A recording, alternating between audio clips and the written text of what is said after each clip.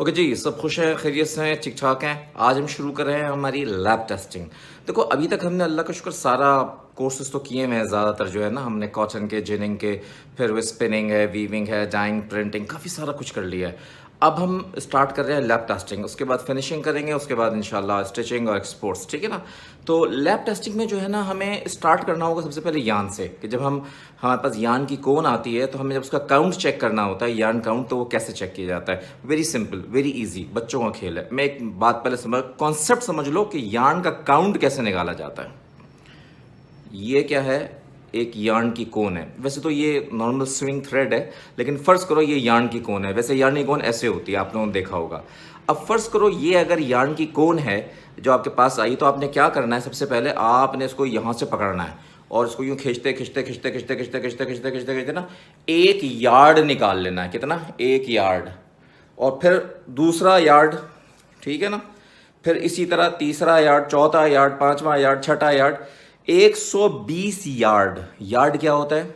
गज। गज क्या होता है? 36 इंच का एक गज होता है। तो 120 यार्ड्स निकालना है। बहुत आराम से निकल आते हैं वो तो। यार्ड स्केल हो, आप अपना स्केल ले लो, यार्ड स्केल, वो जो गज का नहीं होता, जो वो जब वो आप लोग जाते हैं वो खरीदने के लिए कपड़ा, तो वो गज का होता है, उस पर नाप लो। तो 120 निकाल लो, 120 गज का धागा निकाल लो, ठीक है। ये 120 गज का धागा आपके पास आ गया। उसको आपने वेइंग मशीन पे, वजन करने वाली मशीन पे रख दिया। ये उसका ग्राम आ गया, बस आ गया। अब फॉर्मूला समझ लो क्या है। 120 यार्ड्स मल्टीप्लाई बाय 0.54, ठीक है। इसको डिवाइड कर दिया, जो आपके पास ग्राम्स में वेट आया, ये काउंट आ गया आपका। सिंपल। और इसको अगर डेनियर में कन्वर्ट करना है, कि डेनियर में क्या है, बहुत आसान है। ये जो काउंट आया है ना 5314 को डिवाइड कर दो इस काउंट से, ये तो हमारा डेनियर आ गया पॉलिएस्टर का। सिंपल। इंग्लिश काउंट भी हो गया, यानी काउंट भी हो गया, पीसी का भी, कॉटन का भी, डेनियर का भी। कितना इजी है। अच्छा, अब एक सवाल आता है, फैब्रिक में कैसे निकालें? अब फैब्रिक तो पूरा वीव हो चुका है ना, तो फैब्रिक में कैसे निकालें? बच्चों का खेल है। यूजुअली मैं क्या करता हूं कि 12 इंच बाय 12 इंच का कम से कम फैब्रिक का टुकड़ा लेता हूं, कम से कम 12 इंच बाय 12 इंच। उसका क्या फायदा है? 12 इंच में से एक तार निकाल लिया भाई, उसका तार निकालना कोई मुश्किल काम तो नहीं है, एक एक करके निकालते जाओ तार उसके। 12 इंच में से एक तार निकाला, 2 तार निकाला, 24 इंच, 3 तार निकाला, 36 इंच। 3 तार कितने के हो गए? 36 इंच के हो गए। यहां तक बात समझ आ रही है आपको? इसका मतलब हुआ कि 36 इंच मतलब 1 यार्ड, ठीक है ना। इसी तरह 3 का, यानी हर 3 के सेट में 1 यार्ड बन रहा है। यहां तक समझ आया? तो इसी तरह मैंने 12 सेट निकाल लिए, यानी 36 धागे निकाले, तो कितने हो गए? 12 यार्ड हो गए। इसका मैंने वजन कर लिया, जो इसका वजन आया इसको 10 से मल्टीप्लाई कर दिया, तो 120 यार्ड का वजन आ गया। सही है? क्या ख्याल है? अब 120 मल्टीप्लाई बाय 0.54 डिवाइड कर दो इस वजन से, ये तुम्हारा वही काउंट आ गया। और 5314 से इस काउंट को डिवाइड कर दो, ये तुम्हारा डेनियर आ गया। सिंपल एंड इजी, बच्चों का खेल, इसमें कोई परेशानी की बात नहीं।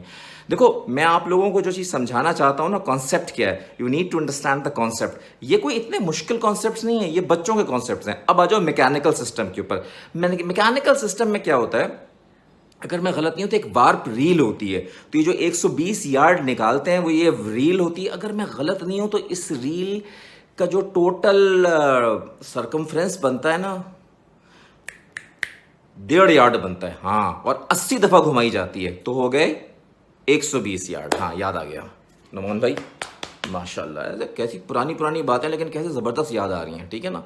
अच्छा जी, एक काम तो ये हो गया।